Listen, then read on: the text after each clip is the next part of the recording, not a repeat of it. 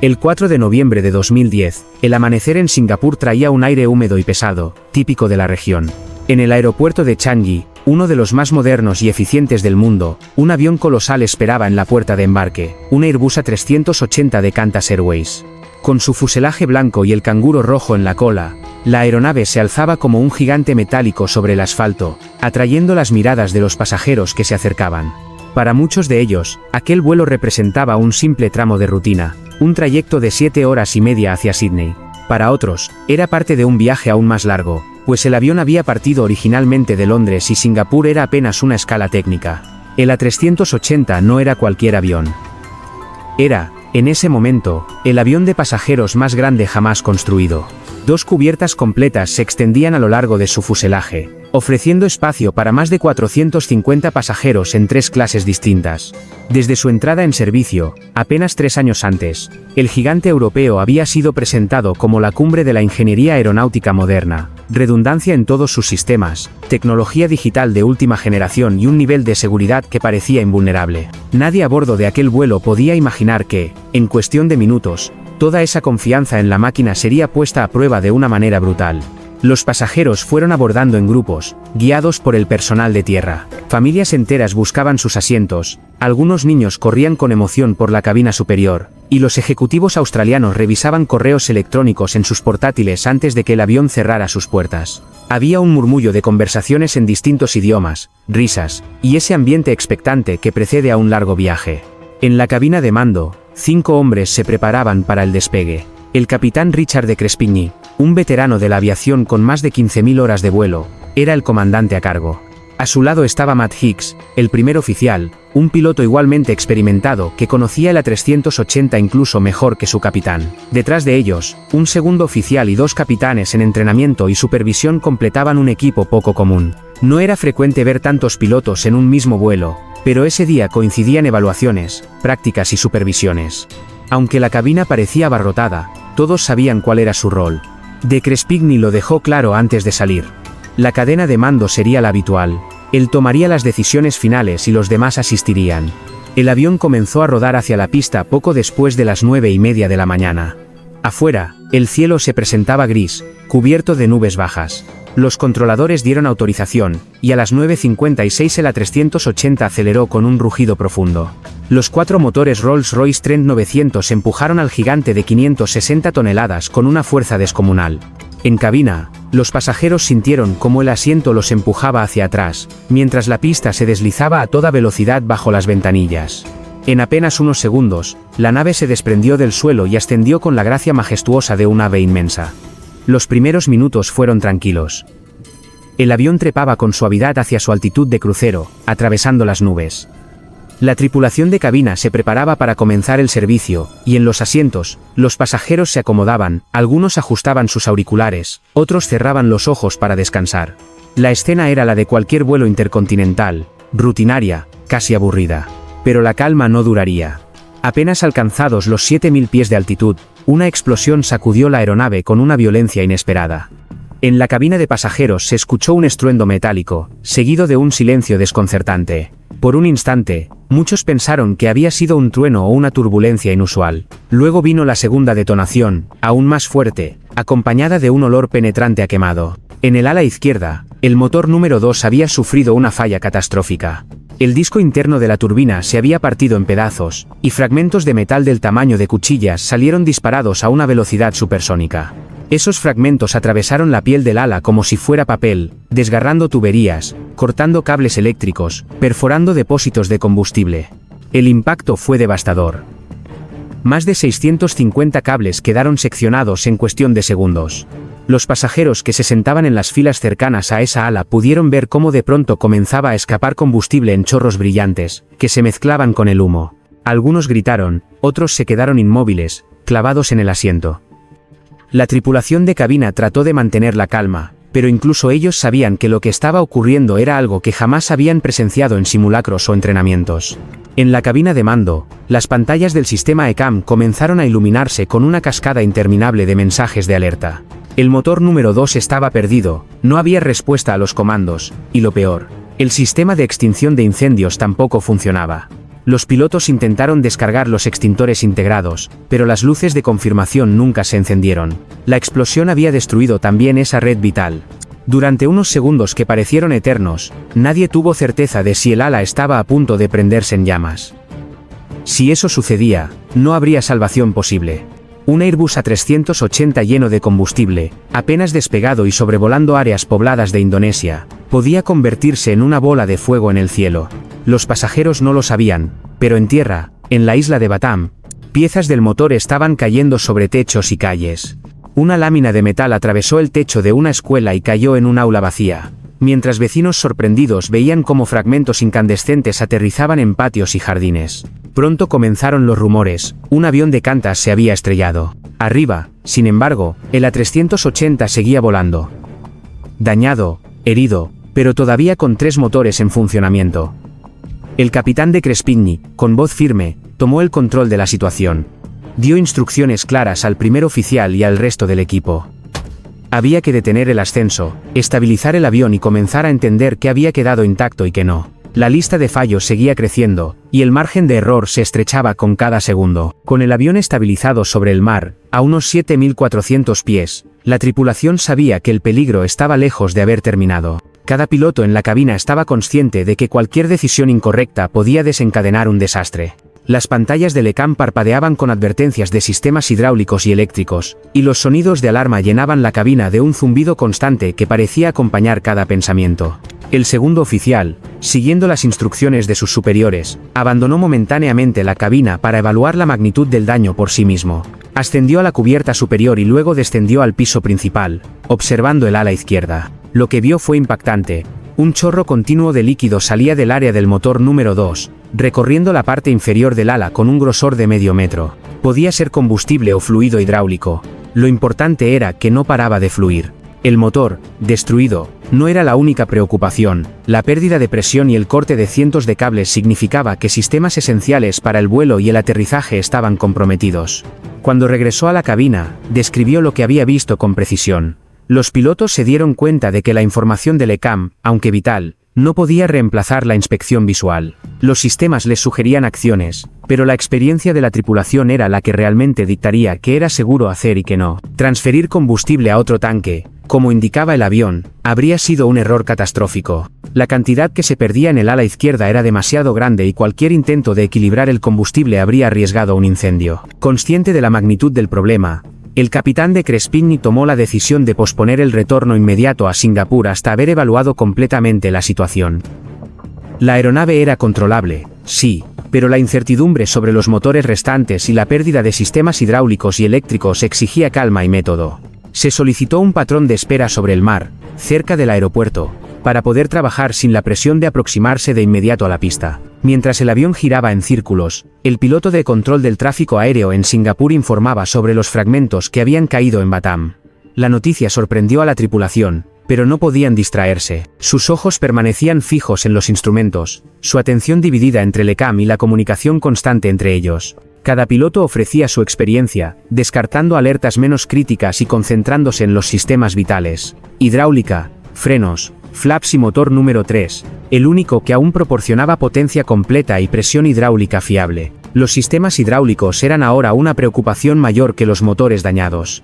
El A380 depende de 3 circuitos hidráulicos distintos para operar flaps, alerones, frenos y tren de aterrizaje. La explosión del motor número 2 había destruido la Green System, responsable de gran parte de los controles de vuelo y del tren de aterrizaje. Esto significaba que los pilotos tendrían que dejar que el tren descendiera por gravedad y que los flaps funcionaran de manera limitada, lo que aumentaba significativamente la velocidad de aproximación y la distancia de aterrizaje. Mientras tanto, la cabina de pasajeros permanecía tensa pero tranquila, gracias a los anuncios de la tripulación. Se les informó que se estaba evaluando el daño y que, una vez determinado, el avión regresaría a Singapur. Nadie sabía la magnitud del problema real, pero los pilotos buscaban transmitir seguridad, conscientes de que cualquier pánico podría empeorar la situación. Después de más de una hora trabajando con las listas de verificación y cruzando información de los sistemas disponibles, la tripulación logró tener una imagen completa del estado del avión. Estaban listos para calcular si podían aterrizar de manera segura. Utilizando la aplicación de Landing Performance de la 380, introdujeron el peso actual, la condición de la pista y los sistemas limitados. La primera estimación fue imposible de obtener. La computadora no estaba diseñada para tantas fallas simultáneas. Solo tras un cuidadoso proceso de eliminación de fallas menos críticas lograron obtener un cálculo. Necesitaban aproximarse 35 nudos más rápido de lo habitual, con flaps limitados y el avión 50 toneladas por encima del peso ideal. La distancia de frenado estimada era de apenas 130 metros por debajo del final de la pista de 4000 metros. Con la precisión como única aliada, la tripulación comenzó la preparación final. Bajaron los flaps de manera incremental. Verificaron que el avión respondiera a los controles. Extendieron el tren de aterrizaje usando el sistema de gravedad. Y confirmaron la eficacia de los frenos y del motor número 3 para controlar la velocidad. El avión era lento para girar. Los spoilers parcialmente inoperativos y cualquier error en la alineación con la pista podía significar un accidente. En el suelo, los equipos de emergencia ya estaban alerta, preparados para cualquier eventualidad. La torre de Singapur coordinaba vehículos de bomberos y ambulancias, conscientes de la fuga masiva de combustible y de la posibilidad de un incendio al aterrizar. La tensión en cabina era máxima, cada piloto estaba concentrado al límite de su capacidad, pero el trabajo en equipo mantenía la calma y la precisión. Cuando finalmente iniciaron el descenso, el A380 parecía un enorme coloso con vida propia. Cada ajuste en los motores, cada inclinación de las alas, cada movimiento del timón debía ser perfecto. Los pilotos calculaban mentalmente la trayectoria, preparados para ejecutar la aproximación con precisión milimétrica. El avión avanzaba lentamente sobre el mar, alineándose con la pista 20C de Singapur. La tripulación estaba consciente de que cada segundo contaba. Los cálculos de aterrizaje indicaban un margen de apenas 130 metros. Cualquier desviación mínima podría significar un sobrepaso del final de la pista. La presión era máxima, pero el entrenamiento y la coordinación mantenían la calma en la cabina. El capitán Richard de Crespigny mantenía la mirada fija en la pista que se acercaba, mientras controlaba la velocidad exclusivamente con el motor número 3. Los motores 1 y 4, en modo degradado, eran imprevisibles, y el número 2 estaba completamente inoperativo. Cualquier ajuste inadecuado podría desestabilizar el avión. El primer oficial y el resto de la tripulación vigilaban cada instrumento, listos para actuar ante cualquier cambio repentino. A medida que descendían, la velocidad era mayor de lo normal debido a los flaps limitados y al peso excesivo. La turbulencia y los ajustes del viento complicaban la maniobra, y cada pequeño error podía tener consecuencias catastróficas. El avión tocó pista con firmeza, y el capitán aplicó el máximo frenado posible mientras el motor número 3 entraba en reversa para ayudar a detener la enorme aeronave. Los frenos comenzaron a calentarse rápidamente, y la tripulación observaba cómo la temperatura se elevaba peligrosamente cerca de 900 grados Celsius. Por un momento, el riesgo de incendio parecía inminente. La fuga de combustible del ala izquierda estaba acumulándose cerca de las ruedas. Sin embargo, la sincronización y precisión del capitán permitieron que el avión continuara su frenado de manera controlada. El primer oficial comprobó que los frenos estaban completamente aplicados y confirmó al capitán que se estaba usando la máxima fuerza de frenado manual. Cada metro contaba mientras el A380 avanzaba a lo largo de los 4000 metros de pista. Finalmente, la aeronave se detuvo, apenas 150 metros antes del final, con el combustible aún filtrándose y el motor número 1 funcionando a máxima potencia. La tensión en cabina era palpable, pero todos sabían que la fase más peligrosa aún no había terminado. Había que evacuar a 440 pasajeros y 29 miembros de la tripulación con seguridad. El capitán ordenó a la tripulación de cabina preparar la evacuación, mientras los bomberos trabajaban para rociar retardantes sobre el combustible derramado. La coordinación entre pilotos, tripulación y equipos de emergencia era esencial. Los pasajeros permanecieron sentados hasta que se aseguró que la evacuación podría realizarse sin que el combustible en llamas representara un riesgo inmediato. Con cuidado, se abrieron las escaleras por el lado derecho del avión. Los pasajeros comenzaron a descender, organizados por la tripulación de cabina para evitar pánico o tropiezos. Autobuses estaban esperando para transportarlos a la terminal. La operación se llevó a cabo con calma, y sorprendentemente, nadie resultó herido en el proceso. La precisión de cada decisión tomada por los pilotos y la tripulación de cabina evitó lo que podría haber sido un desastre de magnitudes inimaginables. Mientras tanto, el motor número 1 permanecía encendido, un peligro constante que retrasaba la retirada completa del combustible. Solo después de 3 horas los bomberos lograron apagarlo utilizando grandes cantidades de espuma retardante. La operación requería paciencia, precisión y coordinación absoluta. El análisis posterior por parte de los investigadores reveló la causa del fallo: un pequeño defecto de fabricación en una tubería de aceite del motor número 2. Con el tiempo, esta grieta había permitido que el aceite se filtrara hacia la turbina. Durante el vuelo, el aceite entró en contacto con las altísimas temperaturas del motor, provocando una ignición que dañó el disco de la turbina, lo que resultó en un fallo catastrófico y la expulsión de fragmentos metálicos fuera del motor. La combinación de daño mecánico, corte de sistemas eléctricos y pérdida de hidráulica convirtió un motor defectuoso en una emergencia que afectaba a toda la aeronave. El impacto del incidente fue inmediato. Qantas retiró 53 motores Trent 900 para inspección y reparación, evitando que se repitiera un fallo similar.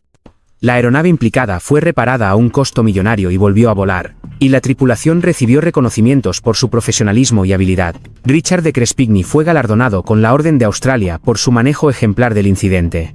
Curiosamente, el capitán experimentó otra emergencia con un fallo de motor en un vuelo de regreso a Sydney días después, terminando de nuevo en Singapur, lo que subrayó la rareza y dificultad de los eventos que enfrentó en Flight 32. Este incidente se convirtió en un estudio de caso sobre la importancia de la experiencia, el trabajo en equipo y la toma de decisiones bajo presión en aviación. La tripulación no solo tuvo que superar fallas técnicas complejas, sino también mantener la calma, evaluar riesgos en tiempo real y proteger a casi 500 personas.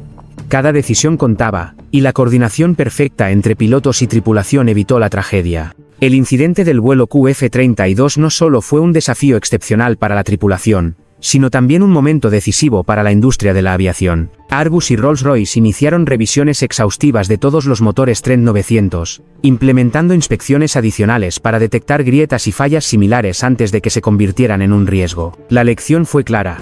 Incluso los aviones más avanzados y con sistemas redundantes no están exentos de fallos mecánicos, y la experiencia humana sigue siendo insustituible. Qantas también revisó sus procedimientos de entrenamiento, poniendo un énfasis especial en emergencias de fallo múltiple donde los sistemas se degradan de manera inesperada y simultánea. Los pilotos fueron entrenados en simuladores para enfrentar escenarios de un contained engine failure, combinados con pérdida de hidráulica y sistemas eléctricos, algo que antes se consideraba extremadamente improbable. Este entrenamiento adicional fortaleció la preparación para futuras situaciones críticas. En términos de diseño, el A380, con su tecnología de última generación, contaba con redundancia en casi todos los sistemas, hidráulica triplicada, múltiples computadoras de vuelo, generadores de respaldo y sistemas de monitoreo continuo. Sin embargo, el Flight 32 demostró que incluso la redundancia más compleja puede verse comprometida por daños físicos inesperados, como los causados por fragmentos de turbina. Esto llevó a una revisión de los estándares de tolerancia de los motores y del blindaje de las áreas críticas frente a fallos catastróficos.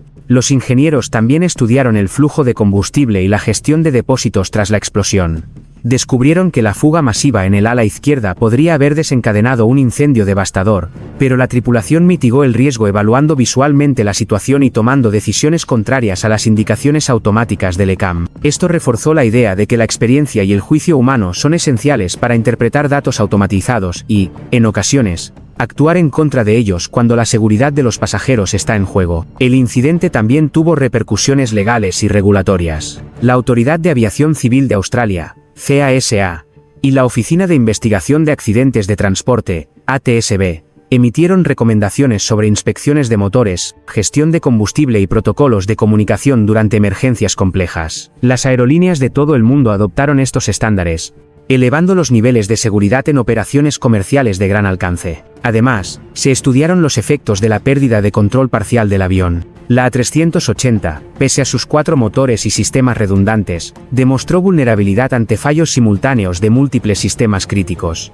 La tripulación tuvo que improvisar y evaluar la estabilidad del avión con flaps limitados, control de velocidad restringido y frenos comprometidos.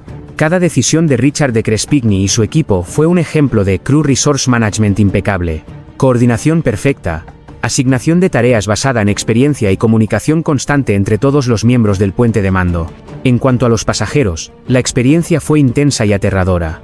Muchos presenciaron fragmentos de motor cayendo a tierra, combustible escapando de manera alarmante y luces de advertencia parpadeando sin cesar. La tripulación de cabina desempeñó un papel crítico, manteniendo la calma en la cabina, informando a los pasajeros sobre lo que podían esperar y preparando la evacuación con precisión. La confianza en la tripulación de vuelo y en su capacidad para manejar la situación probablemente salvó vidas, evitando el pánico que podría haber causado lesiones o accidentes durante la salida del avión. El A380 involucrado en el incidente fue sometido a reparaciones masivas. Se reemplazaron motores, sistemas hidráulicos y electrónicos dañados, y se realizaron pruebas exhaustivas antes de devolverlo al servicio. Este proceso destacó el costo económico de incidentes de esta magnitud: millones de dólares invertidos, tiempo de inactividad y la logística de asegurar que cada componente reparado cumpliera con los estándares más altos. Aún así, la aeronave volvió a volar, un testimonio de la ingeniería de Airbus y del mantenimiento de Qantas. Finalmente, la narrativa de QF-32 se convirtió en material de estudio para la aviación mundial. Escuelas de vuelo, centros de simulación y programas de seguridad adoptaron la situación como ejemplo de cómo manejar emergencias complejas.